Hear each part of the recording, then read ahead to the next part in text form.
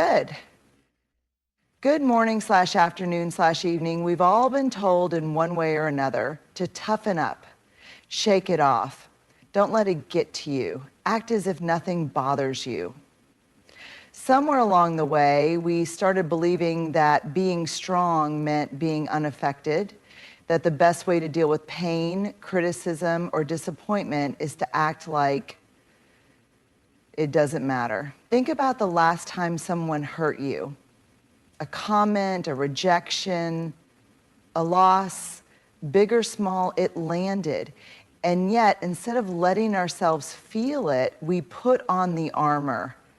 We smile, nod, and say, I'm fine, because that's what strong people do, right? Here's the thing, pretending we don't care doesn't make us stronger. It makes us disconnected. It builds walls, not resilience.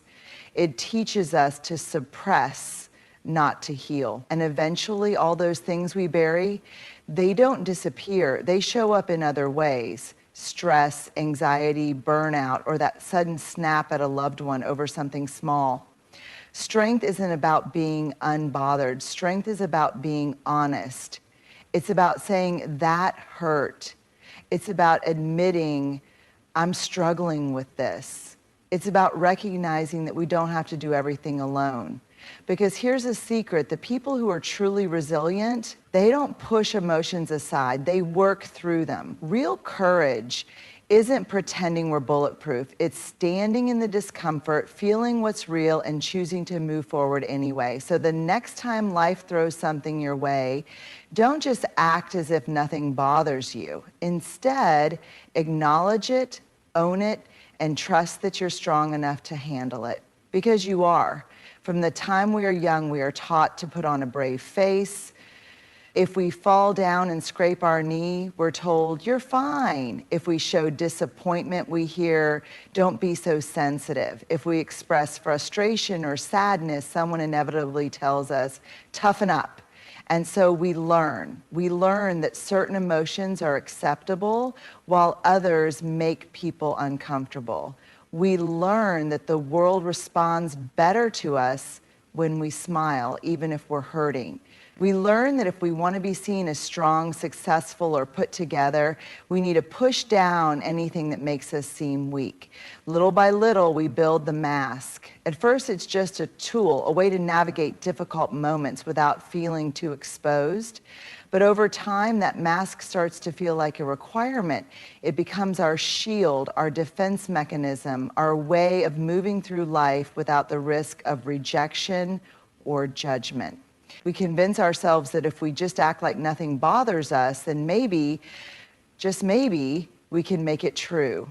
The problem is the mask doesn't actually protect us. It isolates us. When we pretend we're unbothered, we don't just hide our struggles from the world, we hide from ourselves. We bury emotions instead of processing them. We push away support instead of allowing ourselves to be helped. We suppress pain instead of healing. And before we know it, we've become so used to the performance that we forget what it feels like to simply be real. But here's the truth. The mask is heavy. It takes effort to maintain. It drains us in ways we don't even realize. And worst of all, it keeps us from the one thing we all crave, connection. Because while the world might admire the mask, it can never truly love it. People can only love what's real. So what happens when we take it off? At first, it's terrifying. Vulnerability feels risky. Admitting we're affected by things, by words, by rejection, by loss, feels like giving away power. But in reality, it's the opposite. Removing the mask doesn't make us weaker. It makes us human. It makes us courageous. It makes us free. And freedom, real freedom, isn't found in pretending we don't care. It's found in the bold, unapologetic act of showing up as we are, messy, flawed, and completely, beautifully real. We like to think that if we don't acknowledge pain, it can't touch us, that if we ignore disappointment, rejection, or heartbreak, we can move forward unaffected. That if we just keep busy enough, strong enough, and distracted enough, the hard things won't sink in. And for a while, it might even seem to work. We bury the feelings deep, push past the discomfort, and tell ourselves it doesn't matter. We laugh when we don't feel like laughing. We say I'm fine when we're anything but. We convince ourselves that we've outgrown pain, that we've built an emotional armor thick enough to deflect anything. But here's the thing, numbing doesn't make the pain go away, it just delays it. We can suppress emotions, but we can't erase them. They don't disappear just because we refuse to feel them. Instead, they settle in like a weight we carry around without realizing it. Over time, that weight shapes us. It changes the way we interact with the world. It makes us more guarded, less trusting, more detached. And before we know it, we're not just numbing the bad, we're numbing everything, because that's the real cost of numbness. It doesn't just block out pain, it blocks out joy. When we shut down vulnerability, we don't just avoid sadness, we also mute happiness. We don't feel deep sorrow, but we also don't feel deep love. We don't feel fear, but we also don't feel excitement. We exist in this gray area where everything is just fine, not terrible, but not great, not devastating, but not fulfilling. We become spectators in our own lives, watching from a safe distance instead of fully experiencing it. And maybe that feels like protection. Maybe it seems like a safer way to live. But let me ask you this, is that really living? Numbness might keep us from feeling pain, but it also keeps us from connection. It stops us from being fully present in our relationships, in our passions, in the moments that could truly move us. It turns life into something we endure instead of something we engage with. And that's the real tragedy. So what do we do instead? We feel. We let ourselves acknowledge the hard things. We allow sadness, disappointment, and even grief to exist without rushing to silence them. Because pain, when felt, can heal, but pain, when ignored, only lingers. The bravest thing we can do is let life touch us. To let the good in, even if it means letting the bad in too.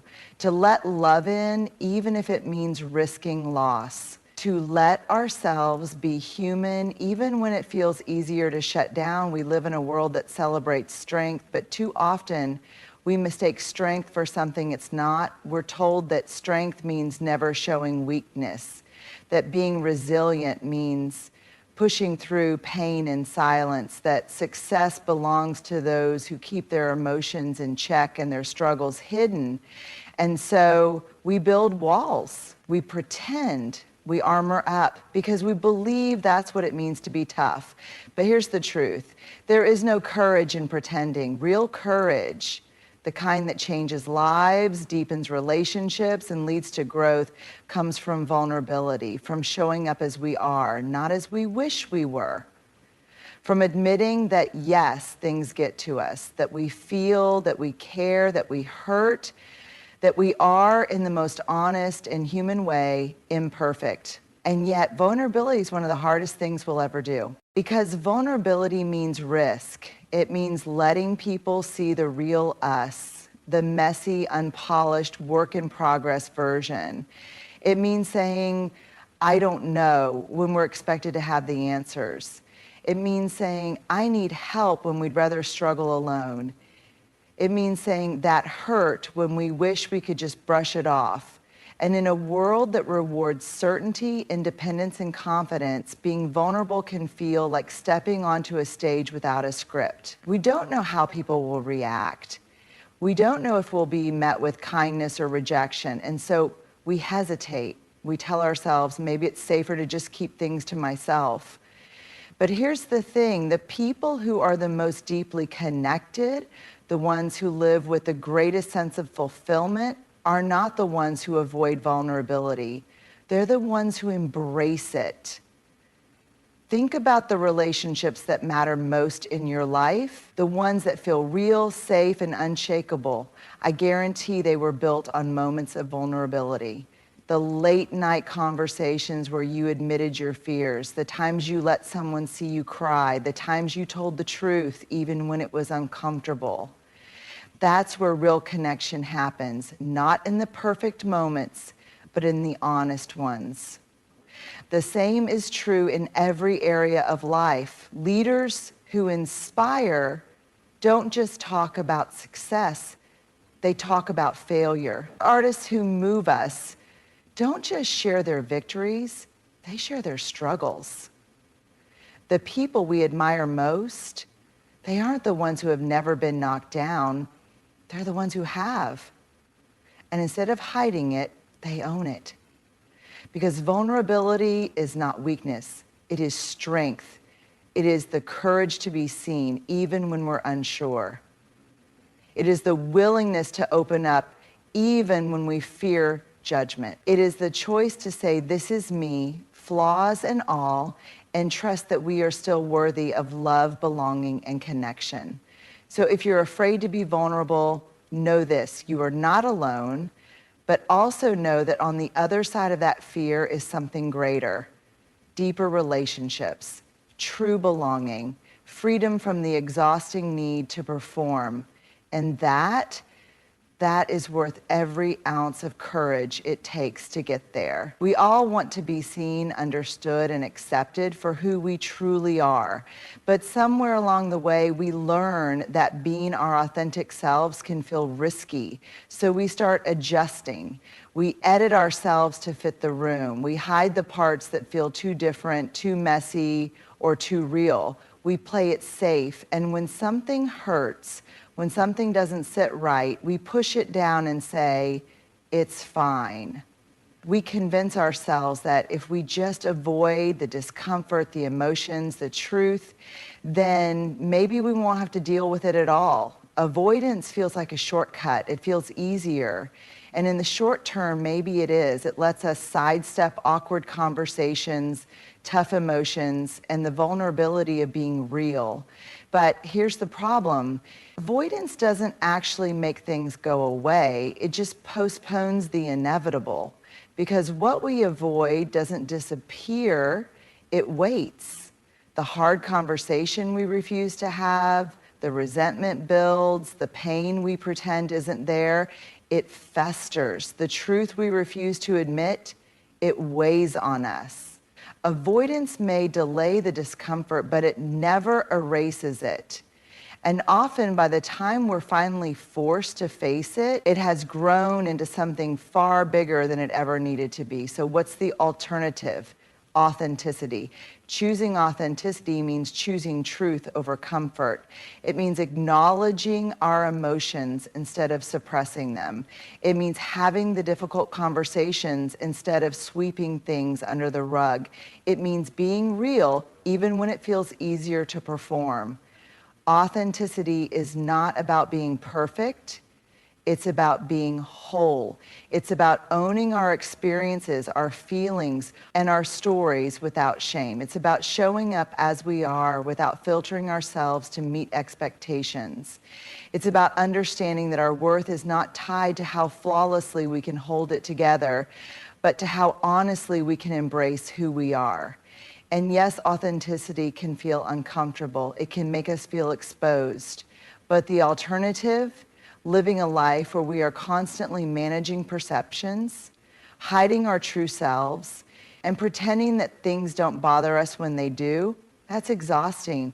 Avoidance offers the illusion of peace, but authenticity delivers the real thing. Because when we choose to be real, when we stop running, stop suppressing, stop pretending, we give ourselves the freedom to breathe. And in that space, we find what we've been looking for all along. True connection, deep belonging, and the unshakable peace of knowing that we are enough exactly as we are.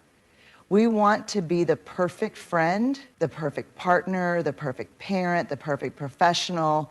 We strive to say the right things, look the right way, and make the right choices. We polish our words, filter our emotions, and carefully curate the version of ourselves that we present to the world. And why? Because deep down, many of us believe that perfection is the price of love and acceptance.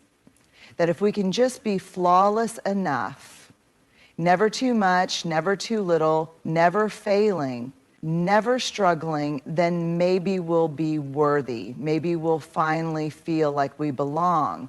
But here's the thing, perfection doesn't create connection. Authenticity does.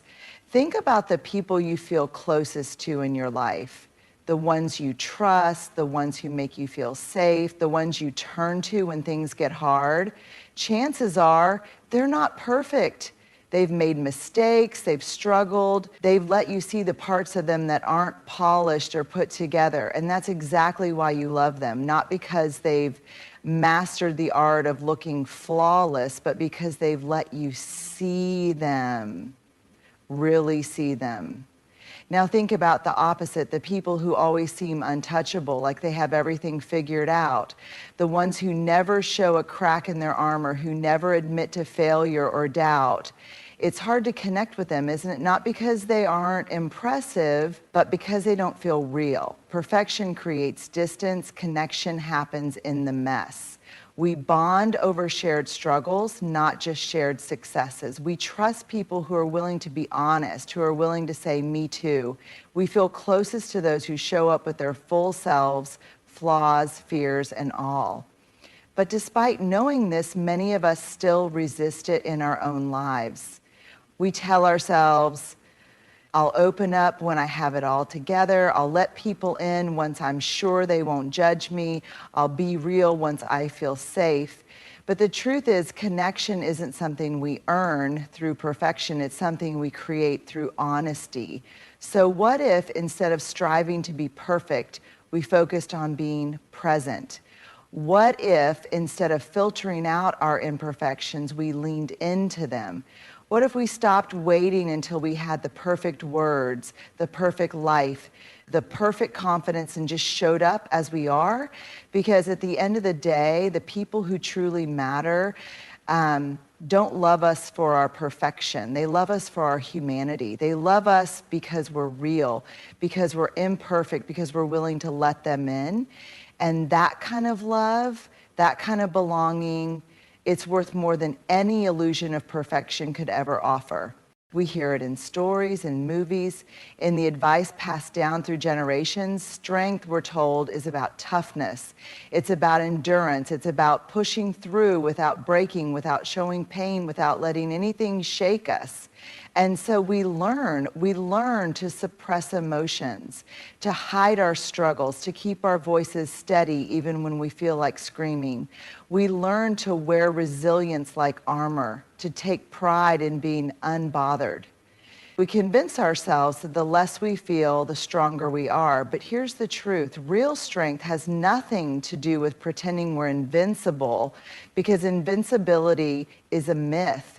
It's a story we tell ourselves to avoid the harder truth that being human means being affected. It means feeling deeply. It means experiencing disappointment, loss, heartbreak, and fear. It means getting knocked down, sometimes more times than we can count. But strength isn't about never falling. It's about getting back up. Strength isn't about shutting down emotions. It's about facing them. It's about saying, yes, this hurts. Yes, I am struggling. Yes, I am scared. And then choosing to keep going anyway. Strength is the person who admits they don't have it all figured out,